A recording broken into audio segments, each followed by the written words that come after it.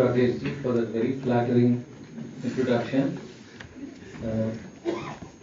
Ms. Maninder Acharya, ASG, Jyotika ji, Rajesh Gogna, Mr. J.P. Singh, Dr. Ranbir Singh, Mr. Khanna, Ms. Indra Jai Singh, Pramod, many friends. I'm sorry I can't take your names. There are so many familiar names.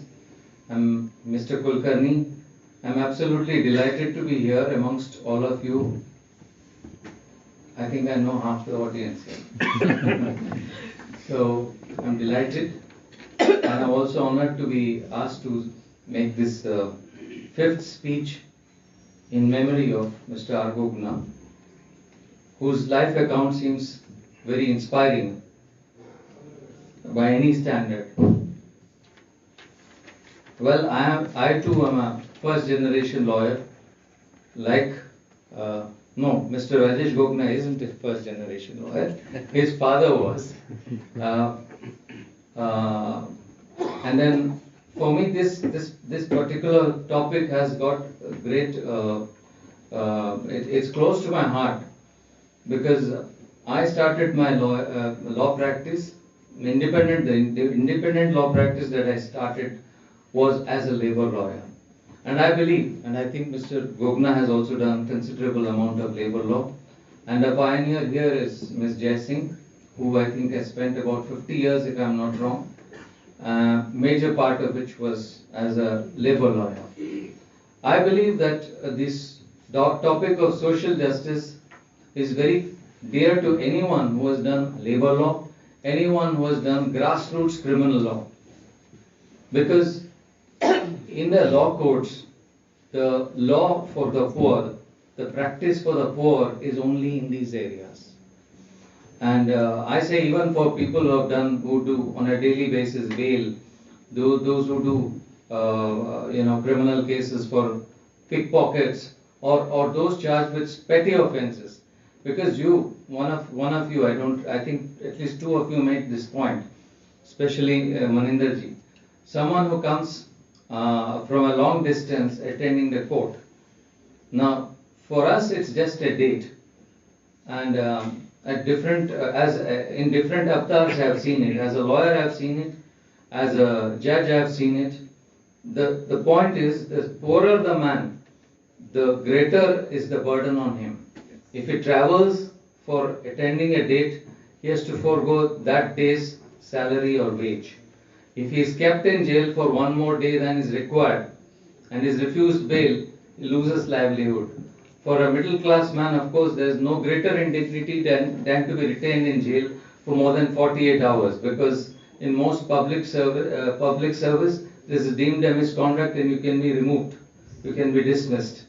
And in the case of an unorganized worker, sector worker, or even an organized sector worker, each day in jail means each day is alienation. If you are out for a month, maybe you lose your family, you lose touch with society, and all the attendant horrible consequences. So, what is social justice? Can you just pass my phone, because I had saved a very small. While the others were talking, I took that opportunity of saving this.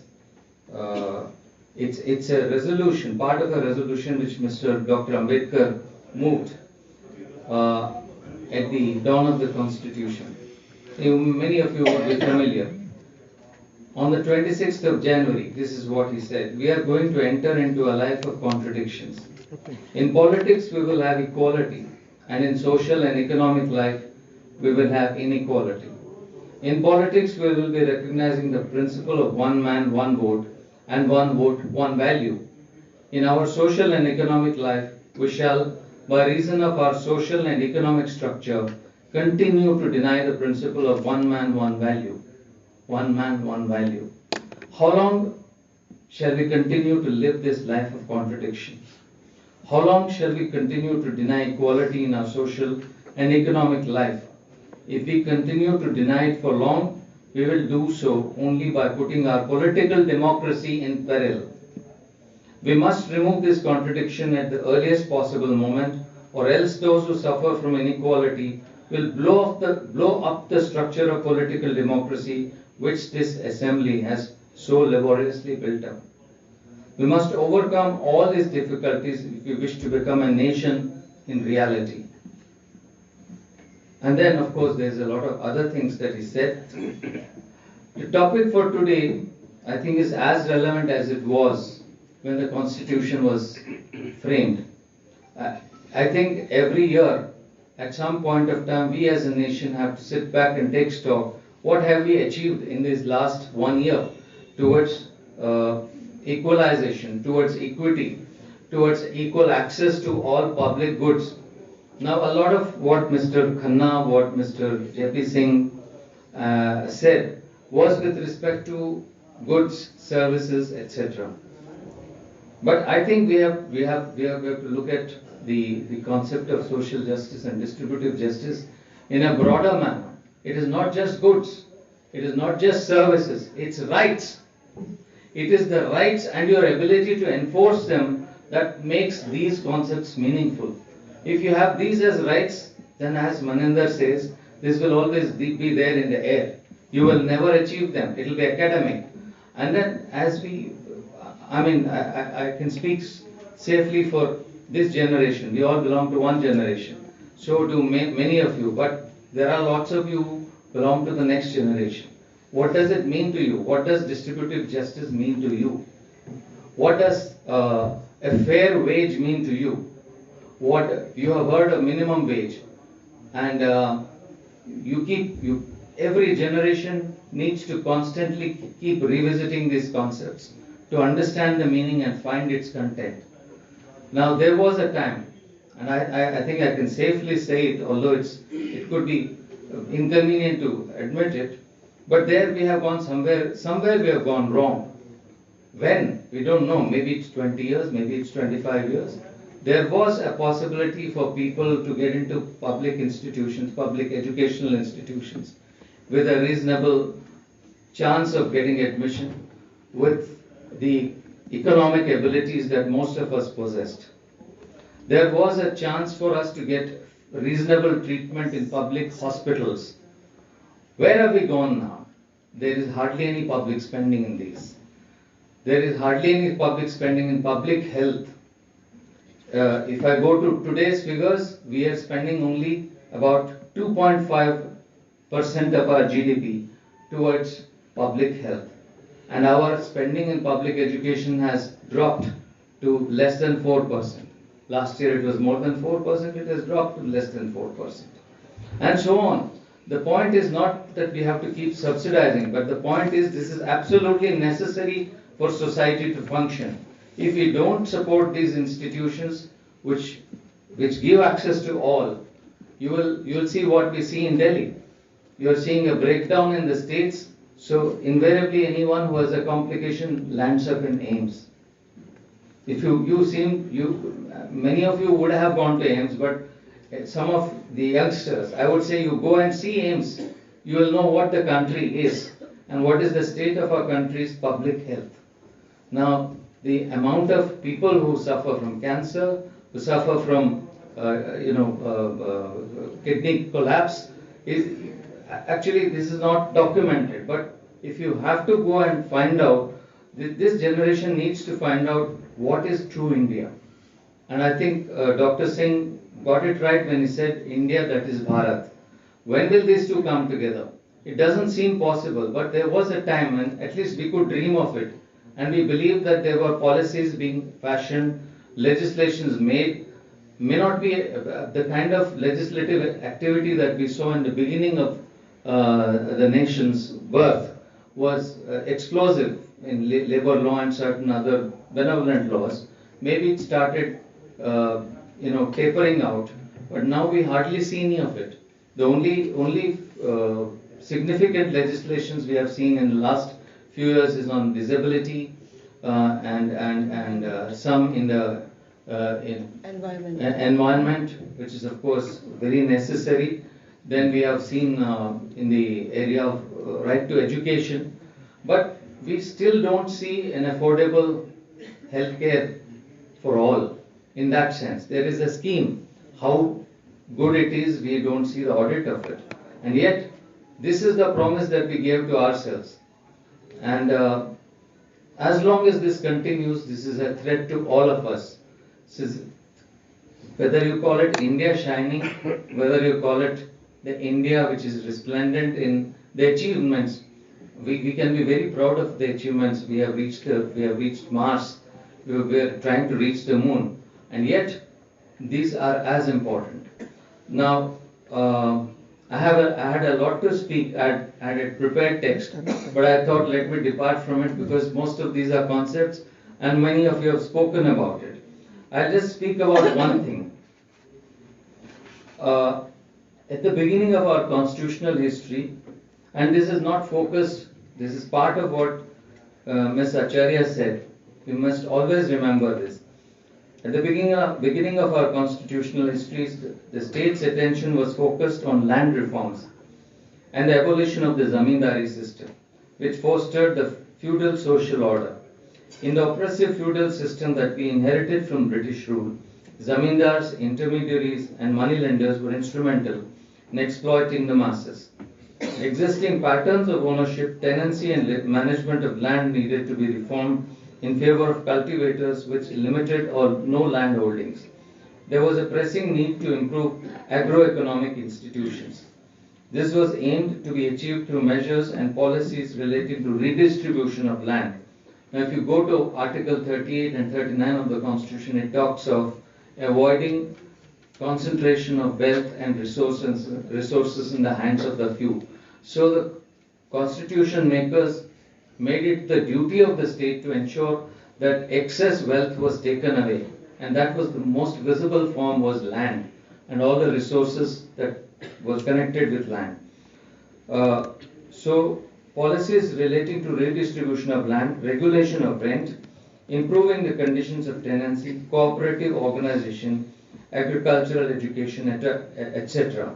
Land reforms meant, one, restructuring of agrarian relations to achieve an egalitarian structure, elimination of exploitation in land relations, actualization of the goal of land to the tiller, and improvement of socio-economic conditions of the rural poor by widening their land base and increasing agricultural production and productivity.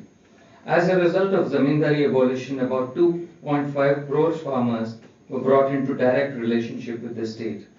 This facilitated distribution of 61 lakh hectares of land to the farmers who had thus far been landless.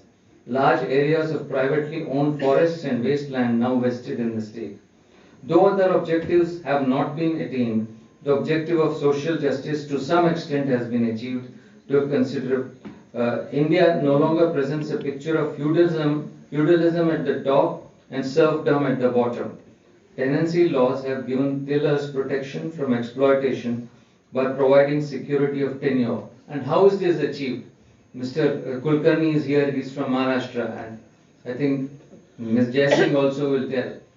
There is this concept of Tiller's Day. On a particular appointed day, those who, the man who was a tenant, who was an actual occupant and in cultivation of the land, he was given the right over the land. And there was a divestment of the title of the landowner who was given token compensation. This at one stroke sought to eliminate absentee landlordism and ensure that the tiller became the owner. Well, it has not been successful in many parts of the states because you have to follow that up with allocation, you have to follow that up with allotment, and also taking away ceiling of lands which are beyond the ceiling. That was not done evenly, it was uneven, therefore it is not successful in many states. But in some states it has been spectacularly successful. I come from Karnataka, I can claim to come from Kerala, and I am proud to say that in both these they have been largely successful. So if you see success stories in terms of equality to some broad measure in these states, it's partly because of land distribution. If you do that, there is a certain level of social parity. It is said, I don't know which one of them, not in Karnataka, maybe in Kerala, there is no one who does not own some property. It may not be a huge quantum, but there is a certain minimum which everyone owns. The distributive or social justice impulse of the Constitution can be found in Part 3, which enacts the principle of equality and injuncts the state from discriminating against people on various grounds such as caste, place of birth, religion, gender, etc. The Constitution enables the state to make special provisions for socially and educationally backward classes, women and children. You are all aware of reservations and the decisions of courts. It is a much debated topic, evoking strong reactions. I do not want to enter that debate. I have my own views, but I do not want to enter that. You know where I am. There may be very facets to it. However, I wish to highlight only one thing. Please keep remembering this, that as long as social inequities and inequalities based on caste purity, caste difference are not eliminated, there will be no true equality. There will be no liberty, and there will certainly no dignity for those who are kept out of homes or against whom notions of caste purity are invoked, to exclude in matters of education, social practices such as inter-community relationships, personal relationships, and matrimonial relations. Each time an intercaste marriage becomes a matter of social tension, we only underline the fact that we have miles to go before true and substantive equality is achieved. Apart from the fundamental rights enshrined in the Constitution, the non-justiciable directive principles are of great significance. They outline the distributive justice goals that the state must strive and achieve and are relevant for all times.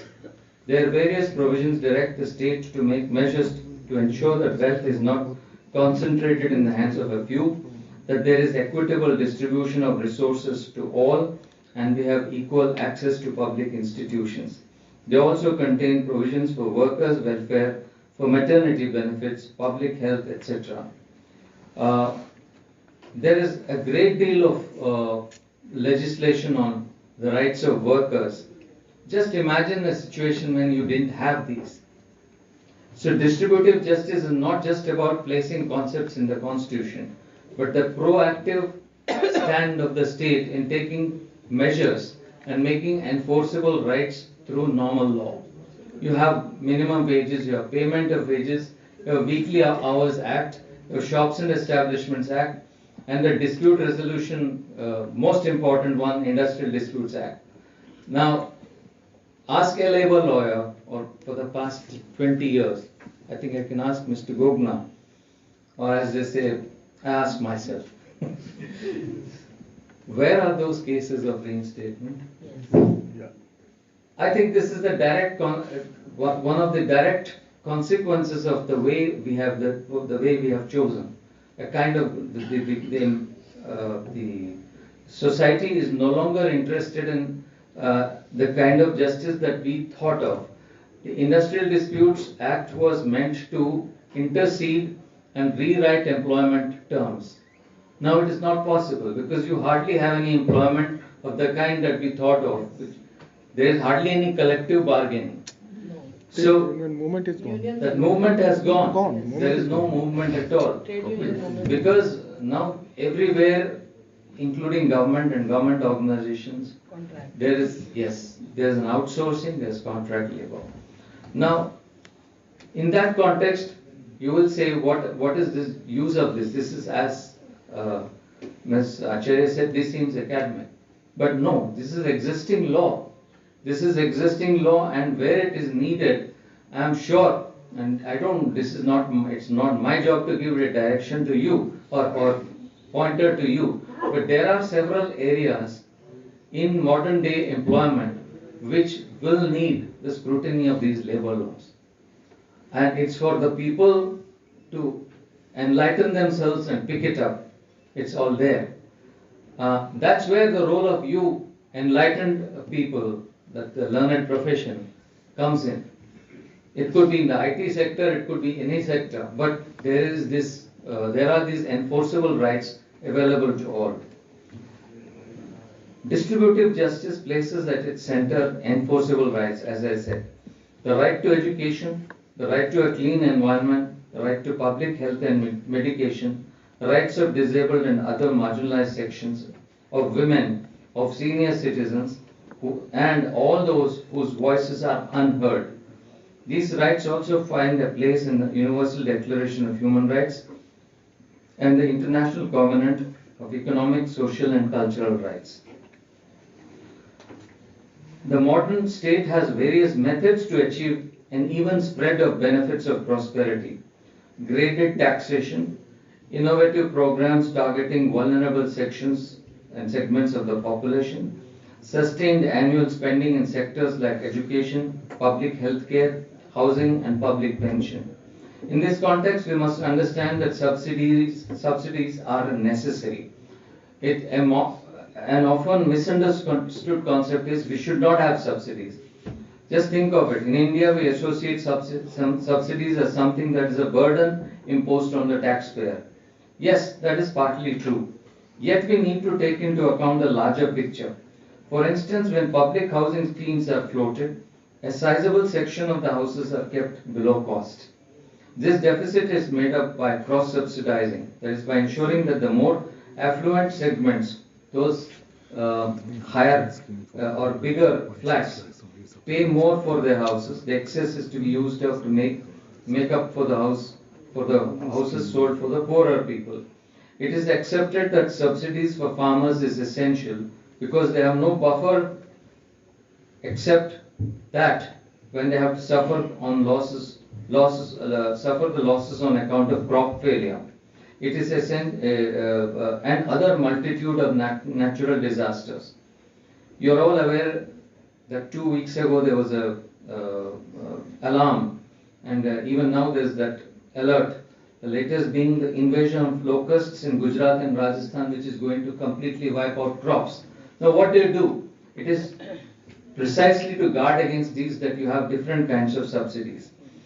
In India spends about 1.10 lakh crore rupees each year, 4% of its GDP, on these kind of farm subsidies. The US spends many times more. What you don't know, many of you don't know, is that the US spends this, and that the US does not give it to only poor farmers. It gives to rich farmers, it gives to huge corporations which are engaged in agribusinesses. Why? Because it feels these are necessary for their own food security. In 2017, US spent about US dollars 8 billion. UK spent about 1 billion pounds in the same year towards power subsidies. India spends about 3.1% of its budget overall on education, which is 63,000 crores. The Supreme Court's rhetoric in developing these rights and locating them under Article 21, right to initially before 21, it is 21 included education, dignity, healthcare, right to a clean environment, and many other rights, including the right to sleep. It seeks to move beyond the directive principles framework by not making such which do not make guarantees enforceable, but reminding the state that ignoring these principles results in violation of a right. Such jurisprudence is essential to spur the state on realizing the socio-economic goals of distributive justice. In today's time, it is crucial that all organs of the state should collaborate to ensure the most efficient utilization and allocation of resources such that all members of the society are able to lead a life of dignity, realizing their optimum genius. Sustainability, substantive equality, and above all, kindness and compassion towards all should be the goal that informs policies which aspire to achieve distributive justice. I end this with a quote from Gitanjali of Tagore, that we must be a people, a country where knowledge is free, where the world has not broken up into fragments by a narrow domestic wall, where the words come out from the depth of truth, where tireless striving stretches its arms towards perfection, where the clear stream of reason has not lost its way into the dreary desert sand of dead habit. Thank you.